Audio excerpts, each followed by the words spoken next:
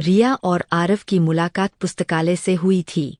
दोनों एक ही किताब पकड़ते हैं, नजरें टकराती है और दोनों हंस पड़ते हैं।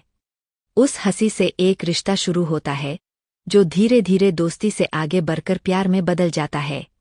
सर्दियों की शामें हों या बारिश की बूंदें, दोनों हर पल को साथ जीते। नदी किनारे बैठकर सपनों की बातें करते और भविष्य की योजनाएं बुनते।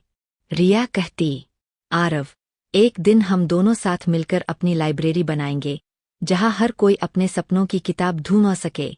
आरव मुस्कुराकर जवाब देता, और उस लाइब्रेरी का पहला कोना तुम्हारे नाम होगा, रिया। लेकिन नीति को कुछ और ही मंजूर था। आरव को अचानक नौकरी के लिए दूसरे शहर जाना पड़ा। विदाई के वक्त स्टेशन पर रिया की आंखों से आंसू बह रहे थे। आरव ने उसका हाथ थामा और कहा, दूरी बस शहरों की होगी, दिलों की नहीं। मैं लौटकर जरूर आऊंगा। शुरुआत में चिट्ठियां और फोन कॉल्स ने उनका रिश्ता मजबूत रखा, मगर धीरे धीरे काम की भागदौड़ और जीवन की व्यस्तताओं ने उनके बीच की दूरी को और गहरा कर दिया। साल गुजरते गए। रिया उसी शहर में रही, उसी पुस्तकालय में आती जाती रही, जहां से उनकी कहानी शुरू हुई थी। वो अब भी हर शाम उस कोने में बैठती थी, मानो किसी का इंतजार कर रही हो। और एक दिन, बरसों बाद आरव उसी शहर लौटा। वही पुराना पुस्तकालय, वही कोना।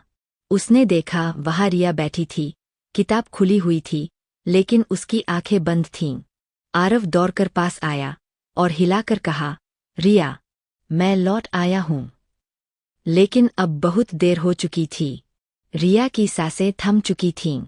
उसके हाथों में वही किताब थी, जिसे पकड़ते हुए उनकी पहली मुलाकात हुई थी। आरव की आंखों से आंसू बह निकले।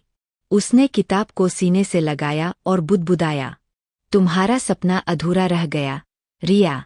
लेकिन अब ये लाइब्रेरी तुम्हारे नाम होगी।